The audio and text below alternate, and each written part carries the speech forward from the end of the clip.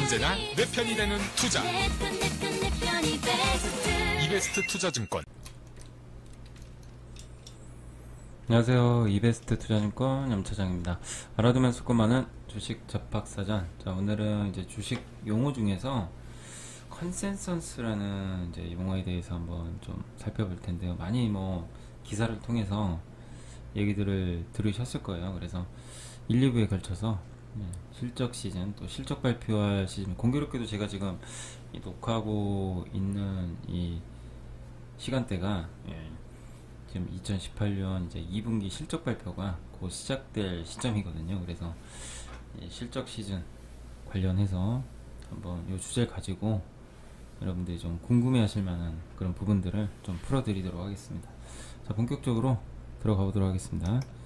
자, 실적 시즌, 이제 우리가 흔히 어닝 시즌이라고도 하는데, 기업들이 이제 1년간, 이제 1년, 아니면 이제 보통 기업들 실적 발표 다 분기단으로 하기 때문에, 분기별 이제 실적에 대한 부분들을 이제 발표하는 시기죠. 그래서 이제 기업들의 성적표가 낱낱이 공개가 됩니다. A 플러스 학점을 받은 기업도 있을 거고, 정말 낙제점인 F를 받은 기업도 있을 수가 있겠죠. 그래서 이제 그런, 어떻게 보면 이제 기업들의 성적표가 공개되는 그런 시기고, 이런 실적에 따라서 주가가 또 변동성이 굉장히 커지기 때문에 굉장히 중요한 시기라고 생각하시면 되겠습니다. 자, 그리고 이제 실적 시즌은 한번 이렇게 좀 제가 표로 한번 만들어 봤는데요. 1, 2, 3, 4분기가 있고, 분기별로 실적을 발표하기 때문에 보통 이제 분기 보고서를 발표를 합니다. 물론 이제 분기 보고서 발표 전에 미리 기업들이 이제 잠정 실적을 공개하는 경우도 있어요. 그러니까 대부분의 기업들은 이렇게 분기 보고서로 대체하는 경우들이 많다는 거 참고하시면 되겠고, 자, 분기별로 근데 보시면 제출 기한이 있습니다. 자, 1분기는 1, 2, 3월이고 1, 2, 3월 31일 날 끝나잖아요. 그러면 4월 1일부터 5월 15일 안에, 그러니까 분기가 마감하고 45일 안에 분기보고서 실적을 반드시 발표를 해야 됩니다. 이 날짜 꼭 기억해 주세요. 근데 만약에 5월 15일이 토요일이면 그날 쉬는 날이잖아요. 5월 16일 일요일, 5월 17일이 월요일이니까 그러면 5월 17일 날까지로 약간 이틀간 연기가 될 수 있습니다. 그러니까 이 마감일이 공휴일일 경우에는 좀 그 다음 날로 변경될 수 있다는 거 참고하시고, 어쨌든 기본적으로는 45일 안에 실적 발표를 해야 됩니다. 2분기 마찬가지고요. 7월 2일부터 8월 15일. 다만 2분기는 반기 보고서를 냅니다. 상반기 하반기니까 반기라는 게 좀 달라지고요. 3분기 역시 분기 보고서입니다. 10월 1일부터 11월 15일 사이에 내야 되고, 4분기는 약간 다른데, 4분기는 이제 분기 보고서라고 안 하고요. 그 사업 보고서라고 하거든요. 그러니까 사업 보고서는 뭐냐면 1년 동안에 총 실적, 이런 재무제표라든가 그동안 회사가 했던 사업들에 대해서 주주 구성 이런 것들을 자세한 보고서를 통해서 이제 보고를 하게 돼 있는데, 이제 사업 보고서라고 하고요. 사실 분기 보고서랑 내용은 거의 비슷한데, 이건 이제 총 1년 동안의 사업 활동을 나타내는 거고, 분기는 분기, 반기는 반기, 이렇게 생각하시면 돼요. 그래서 사업 보고서는 연간 보고서라고 생각하시면 됩니다. 자, 그래서 이거는 근데 약간 이제 날짜가 틀린 건 뭐냐면, 사업 보고서는 이제 보통 분기는 45일 안에 발표를 해야 되잖아요. 근데 이거는 90일입니다. 45일을 더 줍니다. 그래서 3월 31일까지라는 거 참고하시면 되겠고, 다만 대부분의 기업들은 그 1월 1일부터 2월 15일이 되겠죠. 2월 15일 안에 대부분은 실적 발표를 해요. 4분기 실적 발표를 대부분 하지만, 안 하는 기업들 같은 경우는 이제 최소한 3월 31일까지는 이 사업 보고서를 반드시 제출을 해야 된다는 거 참고하시면 좋을 것 같고, 그리고 이제 그 전에 감사 보고서라는 걸 또 내게 되거든요. 이제 정기 주주총회가 열리잖아요. 주주총회가 보통 3월 말에 열리게 되는데, 3월 말 전에 재무제표를 확정을 해야 돼요. 그러니까 재무제표를 주주총회에서 최종적으로 도장을 쾅쾅쾅 찍어서, 자, 이번 연도 재무제표는, 그러니까 작년이죠. 작년 재무제표는 이걸로 결정이 났습니다. 그럼 재무제표가 확정이 되면 그거를 사업보고서 재무제표에 올려서 3월 31일까지 공시를 해야 되거든요. 그런 구조로 되어 있습니다. 그래서 감사보고서를 이제 내야 되는데, 감사보고서는 재무제표를 승인을 하는 거예요. 이 재무제표가 적정한지 적정하지 않은지 이런 걸 나타내는데, 감사보고서는 제가 나중에 따로 이 전자공시 어떻게 보는지 그거 한번 설명을 해드릴 예정인데, 그때 다시 한번 자세히 말씀드리고, 어쨌든 이제 회계법인을 통해서 1년 동안의 그 재무제표, 실적이라든가 이런 거에 대해서 이제 감사를 받아야 됩니다. 그래서 이 회계법인에서 이게 적정한지 아닌지를 의견을 주고요. 그 의견을 가지고 정기주주총회에서 그걸 가지고 승인을 내리거든요. 근데 정기주주총회 최소한 일주일 전까지는 이 반드시 감사보고서를 내야 됩니다. 그래서 그 감사보고서를 토대로 잘 뭐 적정하게 재무제표 승인이 되면 정기주주총회에서 마지막으로 도장을 찍고 예, 사업보고서로 이제 그 최종적으로 제출을 하게 되는 이런 구조예요. 그래서 1년간의 실적 시즌은 이런 식으로 그 구성이 돼 있다는 거 꼭 참고하시고요. 이게 굉장히 중요합니다. 많은 분들이 이거 보면요, 네이버 뭐 지식인이라든가 이런 데 들어가 보면 항상 많이 나오는 질문 중에 실적 시즌만 되면 1분기 실적 발표 마감일이 언제입니까? 4분기 왜 사업보고서 발표일이 언제죠? 왜 4분기 실적은 왜 발표를 안 하죠? 언제까지죠? 이런 질문들이 되게 많아요.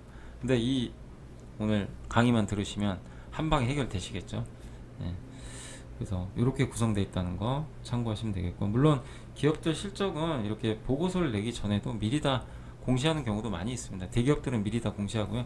삼성전자 같은 경우는 보통 보면요, 그 분기 보고서 내기 전에 그러니까 만약에 1분기라고 치면 1분기 실적 같은 경우는요 4월 1일부터 5월 15일 안에만 내면 되거든요. 발표를 하면 되는데 보통 그 4월 첫째 주 금요일 날 그냥 발표를 미리 다 해버려요.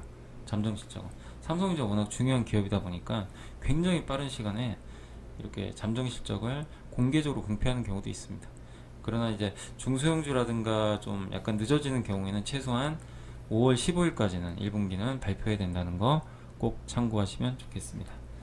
자, 그리고 이제 컨센서스란 말이 있는데, 컨센서스란 말은 여러분도 많이 들어보셨을 거예요. 근데 이 용어를 아직도 낯설어 하시는 분들이 굉장히 많으신데, 뭐냐면 동의라는 개념입니다. 동의. 나 동의할게. 이런 내용인데, 여기 밑에 나와 있죠. 증권사 애널리스트들의 기업별 실적 전망치를 평균화하여 나타낸 수치입니다.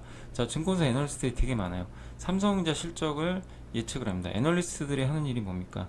기업의 뭐 기업 탐방도 하고 하면서 기업의 어떤 현황도 이렇게 업데이트를 하지만 가장 중요한 업무 중에 하나가 그 기업들의 이제 그러니까 목표 주가를 제시한 그런 기업들의 어떤 예상 실적을 항상 내거든요. 그러니까 지금 1분기면 2분기 실적, 또 3분기, 4분기 이런 실적들을 뭐 많게는 2, 3년 후의 것도 미리 다 예측을 해놔요. 해가지고 데이터를 작성합니다. 근데 이런 증권사 애널리스트 되게 많잖아요. 그러니까 삼성전자를 예를 치면 삼성전자를 분석하는 애널리스트들이 각 증권사마다 거의 다 있습니다. 뭐 우리 이베스트 투자증권도 당연히 IT 담당 애널리스트가 삼성전자 데이터를 작성을 하거든요. 예. 그래서 그런 이제 데이터들이 다 굉장히 다양하잖아요. 뭐 예를 들면 삼성전자 이번 2분기 실적을 어떤 기업, 어떤 증권사는 15조 원, 어떤 증권사는 16조 원, 어떤 증권사는 14조 원 이렇게 각기 다릅니다. 근데 그거를 평균한 거예요. 15조, 14조, 16조 이런 걸 다 평균해가지고 나타낸 걸 우리가 컨센서스라고 그래요. 예.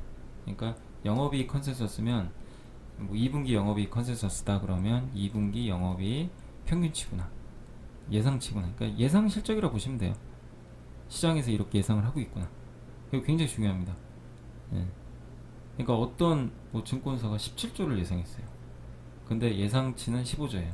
그럼 17조가 중요한 게 아니라 15조원에 여러분은 포커스를 맞추고 계셔야 돼요. 평균치로 항상 그걸 염두에. 그게 바로 컨센서스입니다. 자, 여기 보면 이런 기사들 많이 보셨을 거예요. 먹구름 2분기 실적 시즌, 삼성전자마저 증권가 전망치 하향 조정, 삼성전자 감익 전망. 뭔가 또 뉘앙스가 안 좋죠. 전망치, 이게 바로 컨센서스입니다. 하향 조정, 아 안 좋구나.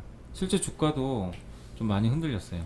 자, 밑에 보시면 이건 되게 좋습니다. 삼성 SDI 2분기 실적 기대치 부합 전망 이베스트. 기대치 부합이란 건 뭡니까? 컨센서스에 부합한다. 예상치에 거의 부합해서. 만약에 삼성 SDI 예상 실적이 1000억이다. 1000억 정도 나온다는 얘기예요. 네. 자, 밑에 보시겠습니다. 이 SK이노베이션 이것 때문에 주가 많이 빠졌는데요. SK이노베이션 2분기 영업이익 컨센서스 하이 전망. 자, 컨센서스 뭐라고 그랬죠? 전망치. 전망치를 하향한다는 얘기죠. 아, 2분기 예상 영업이익이 뭐 예를 들면 1000억이었는데 900억도 안 될 정도로 안 나오겠구나. 이런 어떤 내용이에요. 예. 그래서 목표가를 낮췄다. 이런 내용입니다. 실제로 주가도 좀 빠졌습니다. 그래서 이 기사를 보실 때 여러분들이 컨센서스라는 용어를 모르시면 도대체 이게 뭐지? 그러니까 용어도 아셔야 되겠지만 그 내용도 이해를 하셔야 되거든요. 굉장히 중요한 개념입니다. 요거를 아시면 실적 시즌에도 여러분이 두려움을 가지실 필요가 없고, 이걸 가지고 여러분들이 해석을 잘만 하시면 또 새로운 투자 기회를 찾으실 수가 있어요. 자, 다음 장 보겠습니다. 자, 여기 이제 삼성전자 2분기 순이익에 대한 컨센서스인데요. 자, 여기 보시면 옆에 기사가 나와 있습니다. FN 가이드에 따르면 증권사 평균 2분기 삼성전자 영업이익 추정치는 15조 2,700억 원으로 1분기 15조 6,400원보다도 낮을 가능성이 점쳐진다. 영업이익 전망치는 지난 5월 15조 7,600억 원에서 점차 하향 조정돼 왔다. 아이뉴스 24라는 매체에서 기사를 낸 겁니다. 이제 FN 가이드에 나온 실적을 토대로 해가지고요. 실제 그러니까 이 내용만 보시면 영업이익 전망치는 지난 5월달보다 하향 조정됐습니다. 15조 한 4천억 정도가 5천억 정도 줄어들었죠. 그러니까 삼성전자 실적 발표일이 다가올수록 실제 영업이익이 좀 예상한 것보다 안 좋게 나온다는 얘기죠. 그러니까 주가에는 당연히 부정적이겠죠. 예. 자, 그리고 옆에 이제 그래프 보시면 이게 2018년 2분기 순이익 컨센서스 추이입니다. 순이익이에요. 예. 컨센서스 추이인데, 자, 여기 보면 이제 신한금융투자에서 이거 보고서 썼던 이제 내용인데요. 보시면 예, 여기 순이익 컨센서스 추이가 이렇게 나와 있습니다. 점점 내려가죠. 예, 2018년 2분기입니다. 이게 2분기 데이터고요. 2016년 2분기 한번 보겠습니다. 2016년 2분기는 어때요? 이게 마이너스 1이 뭐냐면 실적 발표 일주일 전, 실적 발표, 그러니까 그 데이터를 수집한 그 날로부터 일주일 전, 4주 전, 7주 전, 10주 전, 13주 전인데, 자, 한번 보세요.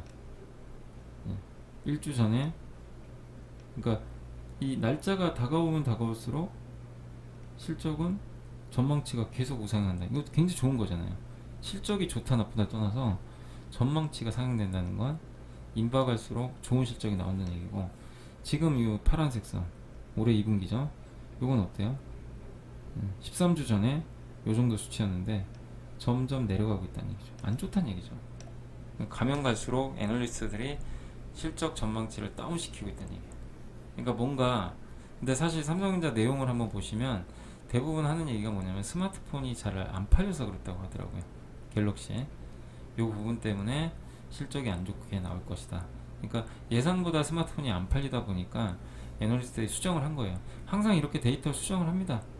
왜냐면 애널리스트가 신도 아니고 이걸 100% 맞출 수는 없거든요.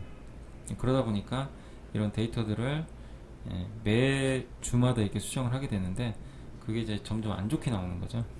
그래서 이런 부분들이 또 주가에 안 좋게 작용을 했다라고 보시면 되겠습니다. 자, 그래서 컨센서스의 개념은 아시겠죠? 물론 컨센서스가 없는 기업도 있어요. 굉장히 시가총액이 작거나 애널리스트들이 이렇게 보고서를 내지 않는 기업들은 이런 거 자체가 존재를 안 합니다. 그러니까 이런 경우에는 그냥 뭐 실적 발표를 하고 나서 전자공시 들어가서 실적 발표를 하는 걸 그 분기 보고서를 보고 작년보다 좋았는지 나빴는지 그런 것만 확인하시면 되는데, 이렇게 컨센서스가 나온 기업들은 항상 그러니까 예상이익보다 좋은지 나쁜지를 항상 이런 것들을 통해서 체크를 하시면 좋을 것 같습니다. 자, 오늘 이제 실적 시즌과 컨센서스 오늘 1부를 좀 오늘은 여기서 마치도록 하고요. 자, 2부에서는 그 실적 시즌과 컨센서스 가장 중요한 건데, 과연 이 컨센서스하고 실제 실적이 발표됐을 때 주가가 어떻게 변동성을 보이는지 그 부분 설명을 해드릴 테니까 다음 시간도 기대해 주시면 감사하겠습니다. 자, 오늘은 여기서 마치겠습니다. 감사합니다.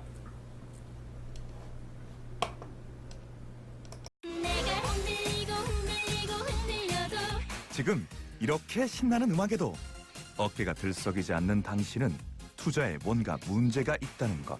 그러니까 이베스트 투자증권으로 가야지. 언제나 내 편이 되는 투자. 내 편이 이베스트 투자증권. 투자 정보도 이베스트 투자증권. 원금 손실에 유의하세요.